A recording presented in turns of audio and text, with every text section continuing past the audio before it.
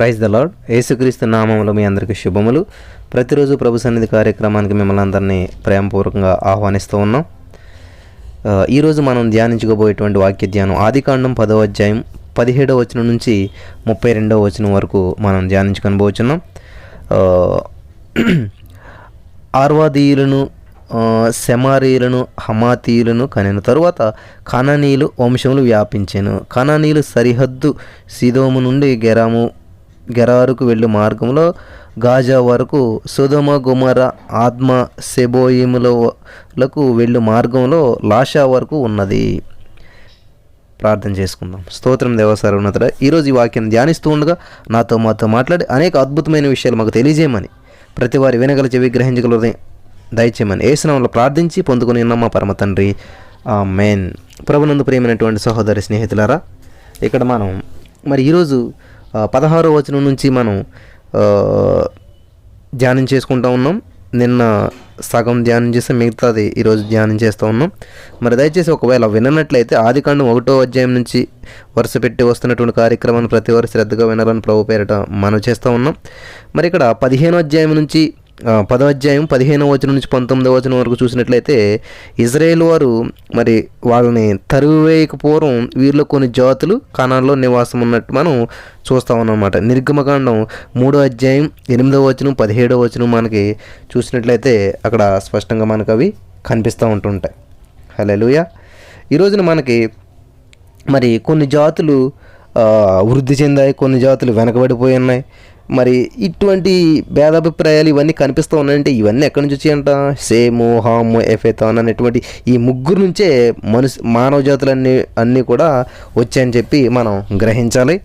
ఇక్కడ 20వ వచనం చూసినట్లయితే వీరు తమ తమ వంశముల ప్రకారము, తమ తమ భాషల ప్రకారము, తమ తమ దేశములను బట్టి, జాతులను బట్టి హాము కుమారులు.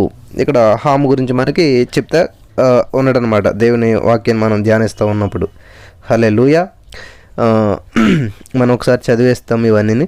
మరియు ఏబేరు యొక్క కుమారులందరికీ పితరుడును పెద్దవాడునైన ఎపెతు సహోదరుడునకు సేమును కూడా సంతానం పుట్టెను. సేము కుమారులు ఏలాము, అస్సూరు, అక్బగ్దజరు, లూదు, ఆరాము వారు. ఆరాము కుమారులు ఊజు, హూలు, గెతెమాసను వారు.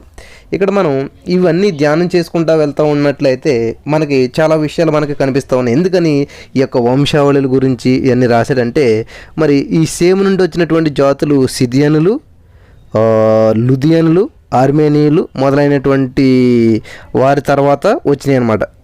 ఈ చరిత్రలో చూసినట్లయితే మనకి ఇవన్నీ ఒక చక్రంలాగా కనిపిస్తాం అన్నమాట. కాబట్టి కొన్ని జాతులు కిందకి వెళ్ళిపోయినాయి, కొన్ని జాతులు పైకి వచ్చినాయి. ఇవన్నీ కూడా జరుగుతున్నటువంటి ప్రాసెస్ అని చెప్పి మనం ఆల్రెడీ గతంలో కూడా ఈ విషయాలు మనం ధ్యానం చేసుకుంటూ వచ్చున్నాం. దేవునికి మహిమ కలుగును గాక. హల్లెలూయా. కాబట్టి ఇక్కడ ఈ 21వ వచనం నుంచి మనం చూసినట్లయితే ఇక్కడ చూడండి, సేము, హాము, ఎపెతు అనేటువంటి ఈ జాతులకు వీళ్ళంతా కూడా మనకి ఈ త్రిభుజాకారంలో, అంటే ఈ ముగ్గురు నుంచే మనకి మానవ జాతి అనేటువంటి ఆవిర్భించడం 10వ అధ్యాయంలో ఉన్నట్టు మనం చూస్తూ ఉన్నాం అనమాట. ఈ 10వ అధ్యాయంలో ఈ ముగ్గురు నుంచే ఈ మానవ జాతుల ఆవిర్భావం అనేటువంటి జరగడం మనం చూస్తూ ఉన్నాం. 21వ వచనం చూసినట్లయితే ఏబేరు యొక్క కుమారులందరికీ పితరుడును పెద్దవాడునైన ఎపెతు సహోదరునకు సేము కూడా సంతానం పుట్టిందనమాట. చూడండి, ఏబేరు యొక్క కుమారులందరికీ పితరుడు ఎపెతు, సేము, హాము, ఎపెతు. ఎపెతు అంటే మూడవడు అనమాట. 25వ వచనం చూసినట్లయితే ఏబేరుకు 2 కుమారులు పుట్టిన వారిలో ఒకని పేరు పెలేగు. ఏలైనగా అతని దినములలో భూమి దేశములుగా విభాగింపబడెను. అతని సహోదరుని పేరు యక్తాను. గమనించండి ప్రియమైనటువంటి వారలారా, ఎవరు ఏ టైంలో దేశములుగా విభజించబడిందంట? ఈ పెలేగు టైంలో భూమి అంతా దేశములుగా విభాగింపబడెను. అతని సహోదరుని పేరు యక్తాను. సో వీళ్ళ గురించి మనకి ఇక్కడ చూసినట్లయితే 32వ వచనం చూసినట్లయితే వారి వారి జనములలో వారి వారి సంతతుల ప్రకారము నోవాహు కుమారులు వంశములు ఇవే. జల ప్రవాహం గతించినటువంటి తర్వాత వీరిలో నుండి జనములు భూమి మీద వ్యాపించను. ఈ విధంగా ఈ వంశక్రమాలన్నీ రాస్తూ ఇక్కడ వాళ్ళు ఈ విషయాలన్నీ మనకి కనపడుతూ ఉన్నాయన్నమాట. అసలు వాళ్ళు ఏ విధంగా అభివృద్ధి చెందారు, ఏ విధంగా ఈ భూమిని విస్తరింపజేశారు, ఏ విధంగా మానవజాతి ఆవిర్భవించిందో అనేటువంటి విషయాలు మనకి ఇక్కడ స్పష్టంగా తెలియజేస్తూ ఉన్నాయి. 10వ అధ్యాయం ఈ 10వ అధ్యాయంలో చూసినట్లయితే అన్ని పేర్లు ఉన్నాయి. ఎక్కడ చూసినా మనకి ఏమనిపిస్తాయి, అన్ని పేర్లు కనిపిస్తాయి. మరి ఆ పేర్ల ధ్వనిలో కూడా మరి అవ్యక్త మాధుర్యం మనకి కనిపిస్తూ ఉందన్నమాట. ఒక మధురానుభూతి అనేటువంటిది కనిపిస్తుంది అనమాట. ఎంతో విస్తృతమైనటువంటి మానవ కుటుంబంలో మరి ఆ పేర్ల వరుసల్లో కింద నుంచి పైకి, పైనుంచి కిందకి, చివరి నుంచి మొదటికి, మొదటి నుంచి చివరికి మన టైం ఉన్నప్పుడు ఇవన్నీ వరుసగా పైన కిందకి చదువుకుంటూ వెళ్ళినట్లయితే అందులో మనకి ఆ మానవ కుటుంబంలో నీవు నేను కూడా ఉన్నామనేటువంటి విషయం మన హృదయాలకు ఎంతో తృప్తిని కలిగిస్తుంది అనమాట. మన హృదయాలకు ఎంతో ఆనందం కలిగిస్తుంది అనమాట. ఎందుకంటే ఈ వరుస క్రమంలో నుంచి మనం వచ్చామన్నమాట. ఈ వరుసను కాదని చెప్పి మనం రాలేదు, ఈ వరుస క్రమంలోంచి మనం రావటం జరిగింది. కాబట్టి ఇవన్నీ వాళ్ళ యొక్క క్రమాన్ని మనం చూస్తూ ఉన్నప్పుడు మనకి ఎంతో ఆనందం అనేటువంటిది కలుగుతూ ఉంటుంది అనమాట. దేవునికి స్తోత్రం, హల్లెలూయా. కాబట్టి దేవుడు ఎంత సిస్టమేటిక్గా, ఎంత చక్కగా ఈ యొక్క మానవ జాతిని భూమి మీద సృష్టించాడు. మరి ఇవన్నీ ఎలా జరిగాయనేటువంటివి మనం ఇక్కడ స్పష్టంగా చూస్తూ ఉన్నాం. దేవునికి మహిమ కలుగును గాక. ప్రియమైనటువంటి సహోదరి స్నేహితులారా, మరి ఇక్కడ 21వ అధ్యాయం నుంచి 21వ వచనం మనకి ఈ కనాన్లో నివాసం ఉన్నారంటే వీళ్ళంతా కూడా ఎవరు, ఇజ్రాయేల్ వారు. ఈ వాళ్ళని తరిమివేయక పూర్వం వీరిలో కొన్ని జాతుల వారు కనాన్లో నివాసం ఉన్నట్టు మనం చూస్తూ ఉన్నాం. మనం నిర్గమకాండం 3వ అధ్యాయంలో మనం చూసినట్లయితే 8వ వచనంలో ఒక మాట ఉన్నది. కాబట్టి ఐగుప్తీయుల చేతిలో నుండి వారిని విడిపించుటకును ఆ దేశం నుండి విశాలమైన మంచి దేశమును కనుక కనానీయులకు, హిత్తీయులకు, అమోరీయులకు, పెరిజ్జీయులకు, హివ్వీయులకు, యెబూసీయులకు నివాస స్థానమైన పాలు తేనెలు ప్రవహించే దేశమునకు వారిని నడిపించుటకును దిగివచ్చి ఉన్నాను అని చెప్పి దేవుడు చెప్తా ఉన్నాడు. 17వ వచనంలో కూడా మనం చూసినట్లయితే అక్కడ ఇంకా స్పష్టంగా మనకు ఇంకో మాట కనబడుతూ ఉంది. ఏంటంటే ఐగుప్తు బాధలో నుండి పాలుతేనెలు ప్రవహించే దేశమును కనుక కనానీయులు, హిత్తీయులు, అమోరీయులు, పెరిజ్జీయుల, యెబూసీయులున్న దేశమునకు మిమ్మల్ని రప్పించిదని సెలవిచ్చిదని వారితో చెప్పాను. దేవునికి స్తోత్రం కలుగును గాక. ఎంత స్పష్టంగా ఉన్నాయి చూడండి మనకి ఇక్కడ. అలాగే మనకి యెహోషువ గ్రంథం 24వ అధ్యాయంలో కూడా 11వ వచనం చూసినట్టయితే, మీరు యోర్దాను దాటి ఎరికో దగ్గరకు వచ్చినప్పుడు ఎరికోకు యజమానులకు అమోరీలు, పెరిజ్జీలు, కనానీయులు, హిత్తీలు, గిర్గాసీయులు, హివ్వీలు, యెబూసీయులను వారు మీతో యుద్ధము చేయగా నేను వారిని మీ చేతికి అప్పగించి తిని అని చెప్పి ఇక్కడ దేవుడు స్పష్టంగా తెలియజేస్తూ ఉన్నాడు అనమాట.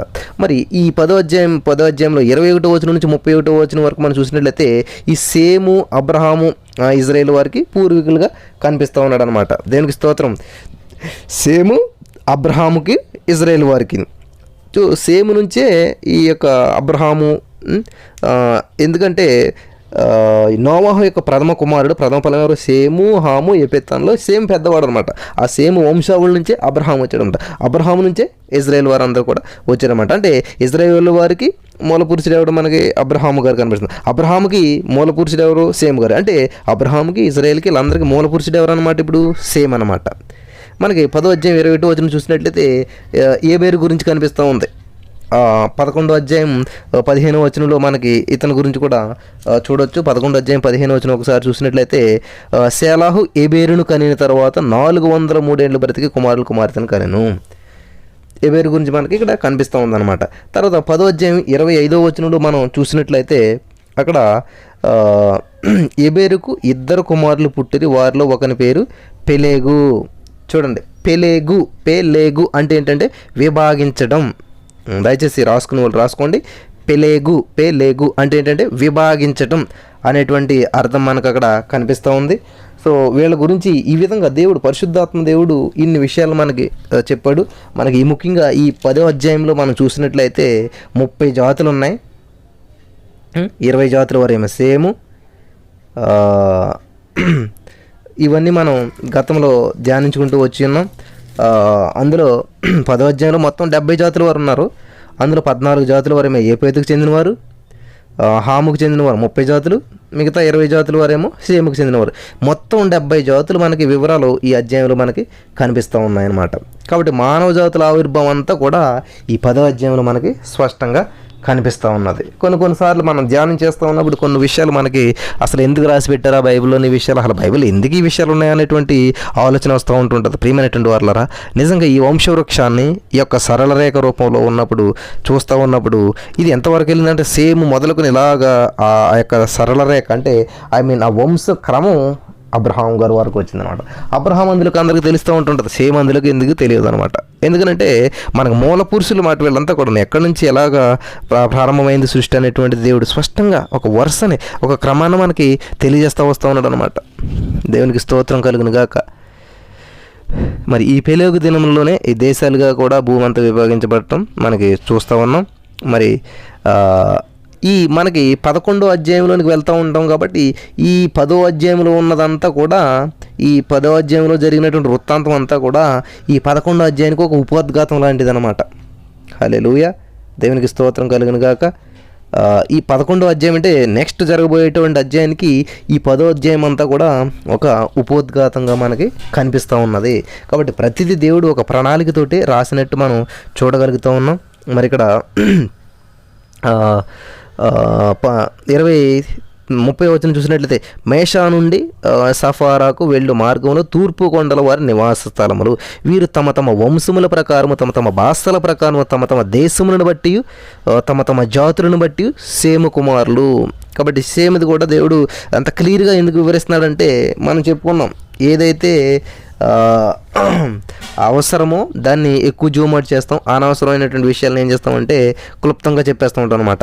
మరి ఏపేతు హాము వీళ్ళ గురించి దేవుడు క్లుప్తంగా చెప్పేసాడు పరిశుద్ధాత్మ దేవుడు. కానీ సేమ్ సంతతి వారి గురించి మాత్రం ముఖ్యమైనటువంటి వారు కాబట్టి, మరి అబ్రహాము ఆ ఇజ్రాయేల్ జాతి, అందులో నుంచి యేసుక్రీస్తు ప్రభువు వారు వచ్చారు కాబట్టి అది క్రమం. కాబట్టి మరి ఈ లోకంలో ఉన్నటువంటి అందరినీ, అన్ని జాతుల వారిని కూడా దేవుడు ప్రేమిస్తున్నాడు. దేవుడు లోకం ఎంతో ప్రేమించాడు కాబట్టి అందరిని ప్రేమిస్తున్నాడు, ఒకరు ఎక్కువ ఒకరు తక్కువ అని కాదు. కానీ మనకి ఇక్కడ అక్కడ మనకి షేము ఎవరు, నోహు ప్రథమ కుమారుడు, పెద్ద కుమారుడు, జ్యేష్ఠ కుమారుడు కాబట్టి ఆయన గురించి ఎక్కువగా మనకి చెప్తా ఉన్నాడు. ఆయన నుంచే మనకి ఈ నోవాహు కొడుకు అయినటువంటి పెద్ద కుమారుడు సేము, ఆయన నుంచే అబ్రహాము గారు రావడం, అబ్రహాము నుంచే మన యేసుక్రీస్తు ప్రభు వారు కూడా రావడం మనం చూస్తూ ఉన్నాం. కాబట్టి దాని గురించి మనం వివరించుకుంటా వస్తూ ఉన్నారు ఇక్కడ ఎక్కువ. దయచేసి గమనించండి ప్రియమైనటువంటి వారులారా. కాబట్టి జాతుల ప్రకారం, భాషల ప్రకారం వాళ్ళు ఏం చేశారు, తమ తమ జాతులను బట్టి సేము కుమారులు అని చెప్పి ఇక్కడ వివరిస్తాను. 32వ వచనం చూసినట్లయితే, వారి వారి జనములలో వారి వారి సంతతుల ప్రకారము నోవాహు కుమారుల వంశములు ఇవే. జల ప్రవాహం గతించిన తర్వాత వీరిలో నుండి జనములు భూమి మీద వ్యాపించెను. జనములు చూసారా, జనములు ఎక్కడ వ్యాపించినట్టండి, భూమి మీద వ్యాపించడం మనం చూస్తూ ఉన్నాం. దేవునికి మహిమ కలుగును గాక. కాబట్టి దేవుడు చెప్పినటువంటి మాట నెరవేరుతుంది ఖచ్చితంగా. కానీ ఈ నిమ్రోద్ అనేటువంటి వాడు చూడండి, ఇక్కడ మన నిమ్రోద్ గురించి మనం ధ్యానం చేసుకుంటూ ఉన్నాం. మహాపరాక్రమశాలి అని చెప్పి మన ఈ యొక్క అధ్యాయంలో చూస్తూ ఉన్నాం. కానీ మహాపరాక్రమశాలి, భూమి మీదే పరాక్రమశాలి అయినటువంటి ఇతన్ని చూస్తూ ఉన్నాం. కానీ అతను వేటాడేదేంటి, జంతువుల్ని, మనుషుల్ని, పెట్టల్ని, పక్షుల్ని కాదు, కానీ వన్యమృగాలను కాదు, మనుషుల ఆత్మల్ని వేటాడుతూ ఉంటాడు అన్నమాట. ఇక్కడ దేవుని వాక్యం సెలవిస్తుంది 10వ అధ్యాయంలోను, వీరిలో నుండి జనములు భూమి మీద వ్యాపించిన, అలా భూమి మీద వ్యాపించి విస్తరించి అంతలా ఉన్నటువంటి వాళ్ళని ఈ నిమ్రోద్ ఏం చేస్తాడంటే మరి ఒక భయంకరమైనటువంటి ఆ బాబేల్ గోపురాన్ని నిర్మాణం చేయటం మనం 11వ అధ్యాయంలో చూసుకుంటామన్నమాట. ఈ బాబేల్ గోప యొక్క నిర్మాణం యొక్క వృత్తాంతం ఏమున్నదో అందులో చూస్తూ ఉంటాం. మరి సేమ్ నుండి అబ్రహాం వరకు ఆ ప్రయాణం అనేటువంటిది ఎట్లా జరిగిందో మనం 11వ అధ్యాయంలో మనం తెలుసుకోబోతున్నాం అనమాట. కాబట్టి ఇక్కడ దీని అంతటికీ ఉపోద్ఘాతం అనమాట. అసలు ఎలాగా వీళ్ళంతా వచ్చారు, నిమ్రోద్ ఎక్కడి నుంచి వచ్చారు, వీళ్ళంతటికీ ఆలోచన ఎలాగొచ్చింది అంతవరకు. మరి ఇక్కడ చూసినట్లయితే మనకి వాళ్ళు రాళ్లతోటి కట్టడాలు కట్టేటువంటి వారుగా ఉంటారు. కానీ నిమ్రోద్ వచ్చి ఏం చేస్తాడంటే వాళ్ళందరూ ఒక చోట పోజేసి మన రాళ్ళతోటి కట్టడం అయితే కష్టమైపోతుంది కాబట్టి ఇటుకను తయారు చేద్దాం మనం అనేటువంటి ఆలోచన వాళ్ళకి పుడుతుంది అనమాట. కాబట్టి ఇటుకను బాగా కాల్చి ఒక ఇలాగా చేసి దాన్ని బాగా కాల్చినట్లయితే రాళ్ళలాగా అవుతాయి, దాంతో కట్టడాలు కట్టొచ్చు అనేటువంటి ఆలోచన జనములందరూ కూడుకుని ఒక చోట చేశారు. కానీ దేవుడు ఏం చెప్తున్నాడు, విస్తరించాలని చెప్తున్నాడు, వ్యాపించాలని చెప్తా ఉన్నాడు. 32వ అధ్యాయంలో చూస్తే అదే జరుగుతుంది. వీరిలో నుండి జనులు భూమి మీద వ్యాపించెను. దేవునికి స్తోత్రం, హల్లెలూయా. జల ప్రవాహం గతించిన తర్వాత ఏం చేశారంటే జనములు భూమి మీద వ్యాపించిన. కానీ నిమ్రోద్ వచ్చి ఏం చేస్తారు అన్నటువంటిది మనం 11వ అధ్యాయంలో చూస్తూ ఉంటాం. నా ప్రియమైనటువంటి వారులారా, దేవుని చిత్తానికి వ్యతిరేకంగా ఏదన్నా మనం చేస్తున్నప్పుడు వర్ధిల్లుతున్నట్టు బాగున్నట్టు కనిపిస్తూ ఉంటుంది కొంతకాలం. కానీ నాశనమే వారి అంతం అని చెప్పి మనకు బైబిల్లో ఉన్న ప్రకారం మనం అభివృద్ధి చెందుతున్నాం, ఆశీర్వదించబడుతున్నాం, ఇది బాగుంది అని అనుకుని ముందుకెళ్ళిపోతుంటాం. కొన్నిసార్లు ఇది దేవుని ఆశీర్వాదం, ఇది దేవుడిచ్చినటువంటిది అనుకుంటూ ఉంటుంటాం. కాబట్టి అభివృద్ధి చెందిందని చెప్పి ఆశీర్వాదం అనుకోవటానికి ఎట్టి పరిస్థితుల్లో లేదు. ఫలిస్తుందని చెప్పి దేవుడిస్తున్నాడని అనుకోవటానికి లేదు. దయచేసి గమనించాలన్నమాట. అది చేస్తున్నప్పుడు దేవునికి అనుకూలంగా ఉన్నదా లేదా, దేవునికి మహిమార్థంగా ఉన్నదా లేదా, దేవుని చిత్తాన్ని నెరవేరుస్తుందా లేదా, దేవుని యొక్క వాగ్దానాన్ని నెరవేరుస్తుందా లేదా, దేవుని మాటకి సరైనగా ఉన్నదా లేదా, దేవుడు చెప్పినటువంటి మాటకి ఇది యాక్సెప్టబుల్గా ఉందా లేదా మనం చూసుకోవాలన్నమాట. మంచి ఉద్యోగం అండి, మంచి శాలరీ అండి, అట్లాగా అని చెప్పి మనం ముందుకెళ్ళిపోతుంటాం. దేవుడిచ్చిన ఆశీర్వాదం ఇప్పుడు కూడా దేవునికి దూరం చేయదు. దేవుడిచ్చేటువంటి ఆశీర్వాదం ఇప్పుడు కూడా దేవుడిని మరి మహింపరచలేకుండా ఉండదన్నమాట. దేవుడిచ్చినటువంటి ఆశీర్వాదం ఎప్పుడు కూడా దేవుని స్తుతించడానికి టైం లేకుండా చేయదు. ఈరోజు చెప్తూ ఉంటారు, దేవుడు మంచి ఉద్యోగం ఇచ్చాడండి, వెరీ గుడ్, కానీ టైం లేదని ప్రార్థన చేసుకోవటానికి అలసిపోతున్నాం అండి, ప్రార్థన చేసుకోలేకపోతున్నాం. మరి అదే దేవుడు ఇచ్చింది ఎలాగవుతుంది? దేవుని ఉద్దేశం ఏంటంటే, దేవుడు నీకు ఏది ఇచ్చినా కూడా ఆయన నామం మహింపరచబడాలని, ఆయన గురించి అనేక మంది తెలుసుకునేలాగా నువ్వు చేస్తావని ఆ సెక్టర్లో, ఆ ప్రైవేట్ సెక్టర్లో, ఆ గవర్నమెంట్ సెక్టర్లో, లేకపోతే నువ్వు ఎక్కడైతే ఉన్నావో ఆ ప్రదేశంలో నిన్ను పెడతాడు. శద్రకు, మేషకు, అబేద్నెగోను వారు, దానియేలు, వీళ్ళందరినీ కూడా దేవుడు అక్కడ ప్రత్యేకంగా పంపాడు. బానిసలుగా ఉండటానిక లేదు, బానిసలుగా ఉన్నటువంటి స్థితిలోంచి వాళ్ళని హెచ్చించాడు దేవుడు. ఎందుకని? వాళ్ళు హ్యాపీగా సంతోషంగా ఉంటారని లేదు, వాళ్ళు ఏ స్థితిలో ఉన్నా కూడా దేవుడు నామం మహింపరచబడాలని చెప్పేసేటువంటి ఉద్దేశంతో దేవుడు వాళ్ళని అక్కడ హెచ్చించడం జరిగింది. నా ప్రియమైనటువంటి సహోదరి స్నేహితులారా, ఈ రోజున వాక్యం వినిచినటువంటి మీరు చాలామంది చాలా పనులు చేస్తుంటుంటారు, చాలా ఏరియాస్లో వర్క్ చేస్తుంటారు. అది మీరు ఏ పని అయినా సరే, ఇంట్లో పని అయినా, వంట పని అయినా, టైలరింగ్ అయినా, లేకపోతే మాస్టర్ అయినా, టీచర్ అయినా, కలెక్టర్ అయినా, పోలీస్ అయినా, what ever it is, A job అయినా సరే, దేవుడు ఎందుకని మిమ్మల్ని అక్కడ పంపాడంటే ఒక ప్రణాళికతో పంపాడు, ఒక ఉద్దేశంతో పంపాడు. అంతేకాని నీకు ఒక సేఫ్ జోన్లో నేను పెడతాక నీకు మంచి జాబ్ ఇద్దారని, మంచిగా నీకు అపాయము బాధ లేకుండా, చీకు చింత లేకుండా బ్రతుకుతావన్న ఉద్దేశంతో దేవుడు అక్కడ పెట్టలేదు. ఆయన నామ మహింపరిచితావు నువ్వు అక్కడ ఉంటేని, ఆయన నామ మహిమార్థంగా అక్కడ ఉంటావు, అనేక మందిని దేవుని వైపు నడిపిస్తావని పెట్టాడు అనమాట. మరి ఇక్కడ నిమ్రోద్ అనేటువంటి వాడు మరి ఆ సిస్టాన్ని, దేవుడు పెట్టినటువంటి సిస్టమ్ను ఎట్లాగా పాడు చేస్తూ ఉంటాడో మనం ఎదురు చూస్తూ ఉంటాం అనమాట. అసలు దేవుడు వ్యాపించమని చెప్తే నిమ్రోద్ అందరిని ఒక చోట కూడి పెడతాక చూస్తూ ఉంటుంటాడు. ప్రియమైనటువంటి వాళ్ళు, మరి దేవుని ఉద్దేశాన్ని మీరు చెరిపేటువంటి వారుగా ఉండకూడదు. దేవుని ఉద్దేశానికి అనుగుణంగా జీవించుతూ దేవుని నామను మహింపరిచేటువంటి వారుగా మనం ఉండాలి. అప్పుడు మాత్రమే దేవుడు సంతోషిస్తాడు అనమాట. కాబట్టి నీకున్న జాబును బట్టి దేవుడు సంతోషించడు. నీ యొక్క ప్రవర్తన బట్టి, నువ్వు ఏ స్థితిలో ఉన్నా కూడా దేవుని ఎలా స్తుతిస్తున్నావు, దేవునికి ఎలా కనెక్ట్ అయినా, దేవునికి ఎంత దగ్గరగా ఉన్నావు, దాన్ని బట్టి మాత్రమే దేవుడు సంతోషిస్తూ ఉంటుంటాడు. దేవునికి స్తోత్రం కలిగిన యొక్క ఈ రోజున వాక్యం ఇచ్చినటువంటి మీరు సిస్టమేటిక్గా చదివాం, చేసాం, అయిపోయింది అన్నట్టు అట్లా కాదు. మన హృదయం నిరంతరం దాన్ని క్లీన్ చేసుకుంటూ దేవునికి దగ్గరగా ఉండాలి. అటువంటి కృప దేవుడు మీకు అందరికీ దయచేయను గాక. ఆమేన్. స్తోత్రం దేవా. చాలా అద్భుతమైన విషయాలు మాకు తెలియజేస్తూ ఉన్నాం. వాక్యం ద్వారా ప్రతిరోజు సరి చేసుకున్నట్టు కృప చూపించండి.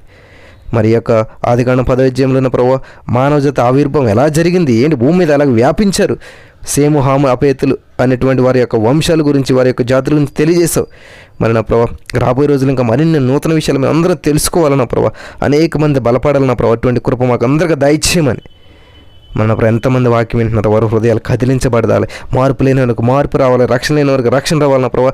నిన్ను తెలియనటువంటి వారు నేను తెలుసుకోవాలని తర్వాత నువ్వు ఎంత గొప్ప దేవుడు, అంత సిస్టమేటిక్గా సృష్టిని పెట్టి ఉన్న ప్రభావ. సృష్టిలో ప్రతిదీ నీ మాట వింటుంది, కానీ మనిషి నీ మాట వింటలేకపోతున్నాడు నా ప్రభావ. కాబట్టి మనిషి తన విలువను, తన యొక్క మరి నా ప్రభావ గోల్ను, తన యొక్క ఉద్దేశాన్ని, తన యొక్క చిత్తాన్ని తెలుసుకుని అది నీ చిత్తంతో నీకు ఇష్టానుసారమైనటువంటి జీవితంగా జీవించటకు కృప చూపించి బలపరచమని, ప్రతి వారు చేసినటువంటి ప్రార్థన ఆలకించి మీరే మీ నామానికి మహిమ తెచ్చుకోనమని.